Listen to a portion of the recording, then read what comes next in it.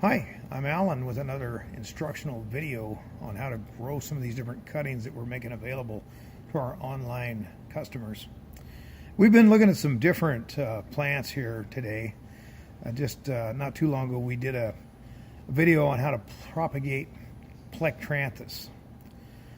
We've also worked with some of the different philodendrons. We've had a video doing a few of the peperomias. And now we're going to look at propagating some of the pileas. So Baby Tears Pilea, the silver-leafed Baby Tears Pilea. I have to tell you, all of these peas remind me of my college professor. He's long gone, but he said the 5 P's of business. Prior planning prevents poor performance. And as I'm thinking about this video, I'm thinking about plectranthus, philodendron, pilea, peperomia, and all the other peas, the foliage plants that we grow. But for this particular pilea, which is one of the nice, really clean, easy to grow hanging baskets, or it can be used in some of your different, fairy gardens or whatever. A very small plant, but not too difficult to grow. And so I've taken the freedom of already putting some rooting powder right here on the stems. All of these stems are oriented where the end that's the closest to the roots is in one direction and the tip is on the other. And I think you want to be kind of careful about that in the way we're going to do this, because I'm just going to insert it right into the soil. I haven't pre-wetted that soil, but I am going to right now. I'm going to just water it in. Now that it's been planted, all those are down deep in the soil.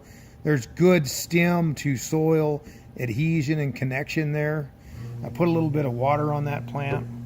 And then this is one of those plants that we're going to do a little bit different. If you watch these videos before, you think we're going to do this greenhouse, this mini greenhouse. But this one we're going to do a little bit different, because instead of zip-locking it tight, what we're actually going to do is put it in the bag, and then we're going to leave the top open. And the reason for that is the pileas tend to get a little bit, they're susceptible to botrytis if we close them up with too much humidity in the bag. So I don't think you have a problem if you leave your bag partially open, but I think you would have a problem if you closed your bag all the way. But as far as setting it on the windowsill for sunlight and it can warm up is concerned, absolutely I would recommend that.